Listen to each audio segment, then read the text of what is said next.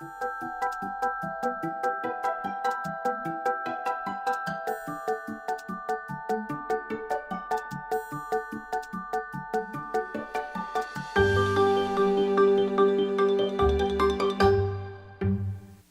it's like we've all seen what I call cancer movies or movies about dying.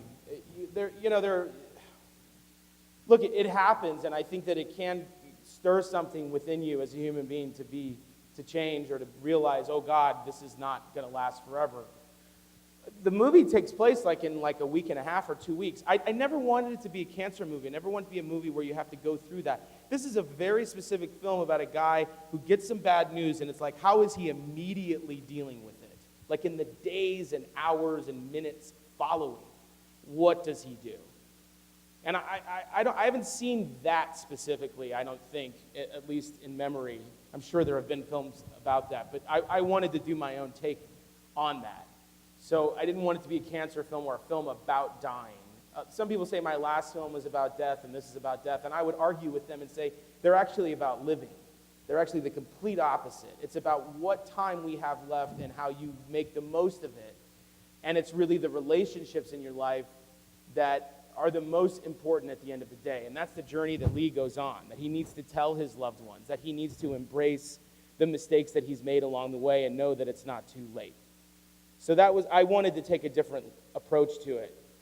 The idea of him telling Charlotte, I'm dying, that was the moment I was interested in. Oh, Edna St. Vincent Millay.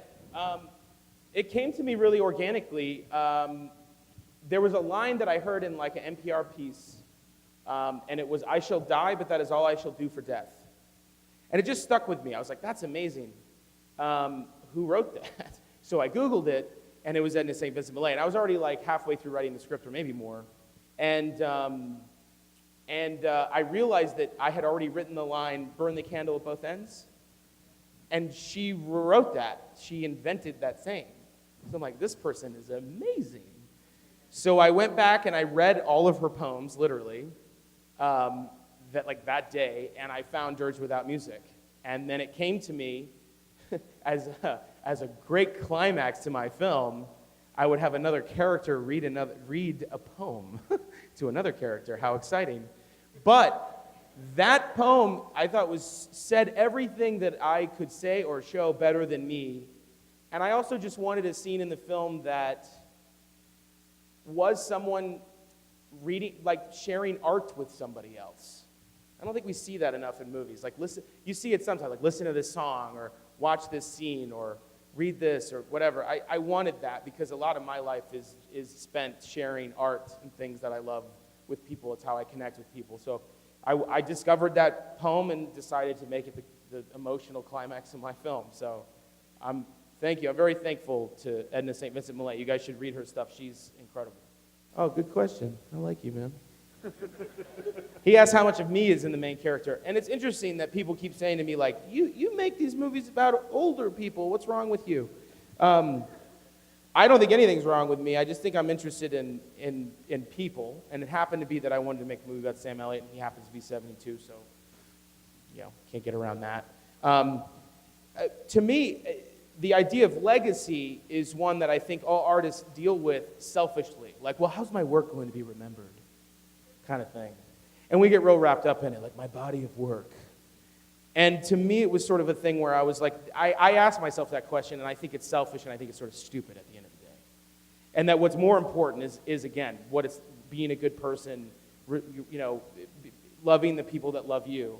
So I think that's a lot to do with me. My selfishness as an artist and what I do to my loved ones through the process of pursuing this is certainly here. It's sort of like a fear thing of like, will I leave a wake like that? Will I be staring at my daughter one day like, you were never around, man. You were a selfish dude. So to me, I write sort of cautionary tales to myself, almost as therapy. So I'm in this film a lot. People are like, well, how can you relate to a 72-year-old? It's like, well, I don't look at him as a 72-year-old. I look at him as a human being that happens to be in a specific place. If I'd be lucky to be there, and so I talk to myself down the line, or I'm looking at, or I'm Lucy looking at my dad. I think we all could have that talk with our dad. So I think there's a lot of me up there. There's a lot of my co-writer, Mark Bash, in there. We work really closely together. So, but I think the artist thing and the industry, obviously, I live in this world of trying to be sort of, justified or whatever in terms of my art. But at the end of the day, it's sort of a losing battle. I think you just got to live your life to the fullest and do what you can. And that's what the movie's about.